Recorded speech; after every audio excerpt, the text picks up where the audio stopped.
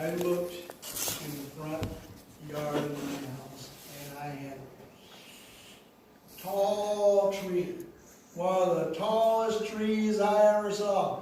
I went over and said, "Wow, look at that tree! Wow, it is big!" Look at it, it was way high. You can see that tree from far. It was big branches. It was one of the tall, and right in the middle of my front yard. I thought, wow, that's a beautiful tree.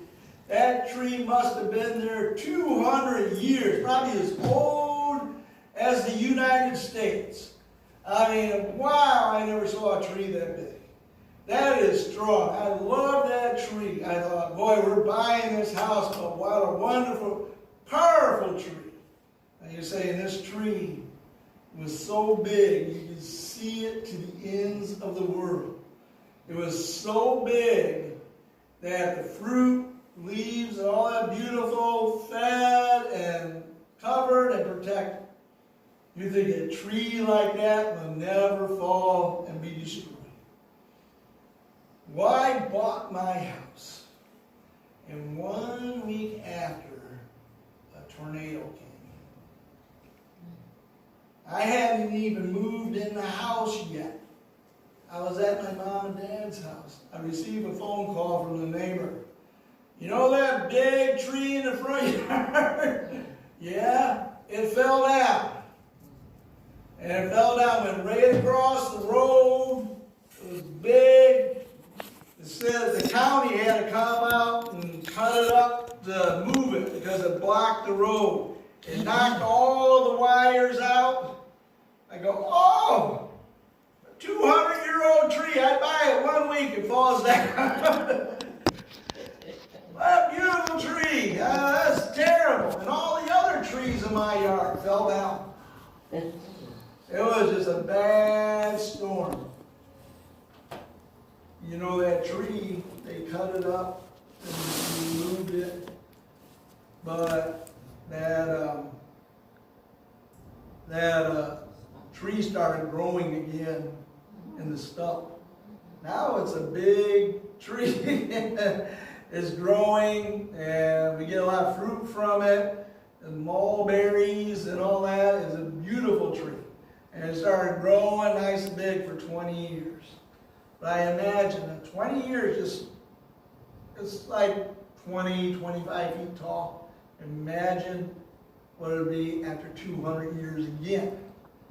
But this tree was big, and he saw it was a symbol of his country's power.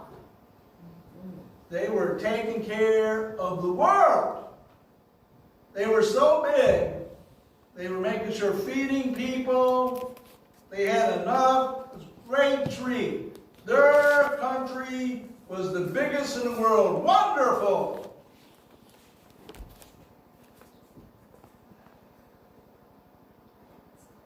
In a vision, I saw while laying in the bed, I looked, and there before me was a holy one, a messenger coming from heaven.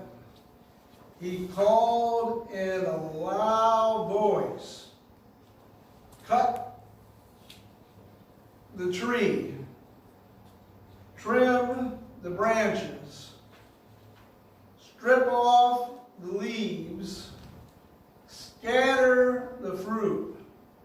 Let the animals flee from under the birds and the branches.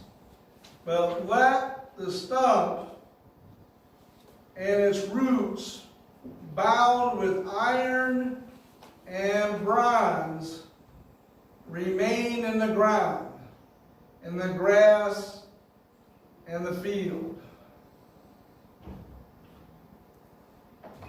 So he's saying, angel comes down.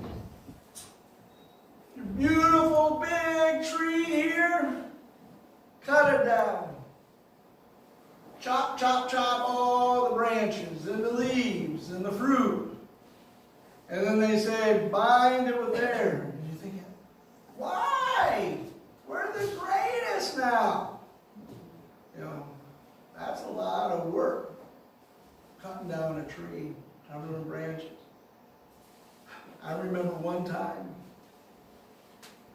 There was, when I was a teenager, we lived in Southfield. And there was men cutting a big tree on the road, a few houses down. It's a big tree. They were chop, chop, chop. And my brother, Donnie, he's retarded a little bit, but he likes to talk to people. He was down there watching him, and he was talking to him. And he said, "That's a lot of firewood." And they go, "Yeah." And they go, "Can you bring it to my house and dump it on the driveway?" Save us time. Fine. So it comes home, and they dump it on the driveway. And I remember for a week, I had to cut. It was a lot. We had burn leaves, cut. I remember sitting there, and it was like, why? My dad said, "Donnie, don't do that no." We had a lot of firewood. That was a lot of work. And he's saying, take down that tree. And you're thinking, we're the greatest country in the world. It's a wonderful tree. Why take it down? Because God wants to show that no country is more powerful than God. No country. You think you're greater. United States, richest country the world has ever known. Nothing compared. A person here that's poor has a TV, a car, video games. You compare to other countries, you see they're poor where they live, shacks, really small places, they don't have much there. They look at why they want to move to the U.S. Our poor compared to their poor is rich. And people try to say, "Oh, terrible country."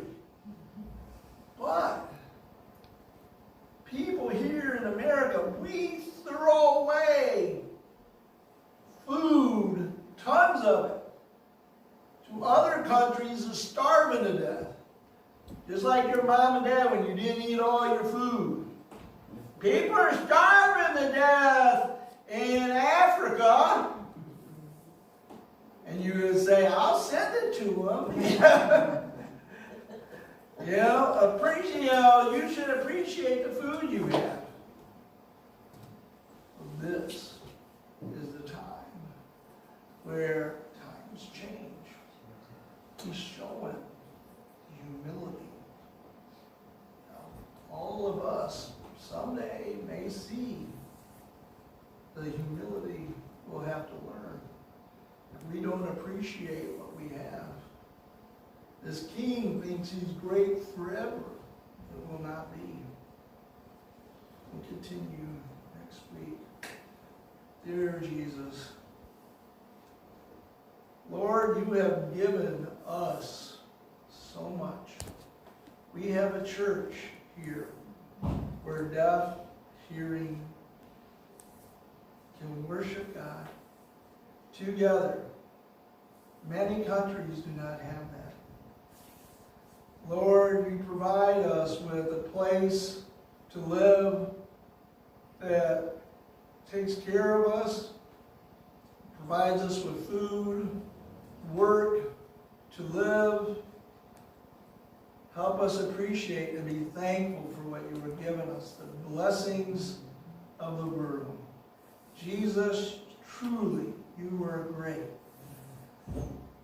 Now, Lord, let us learn that when we face the world and things, that you will take care of us. not to think or depend on world things, but you. We leave here today, have people worship you,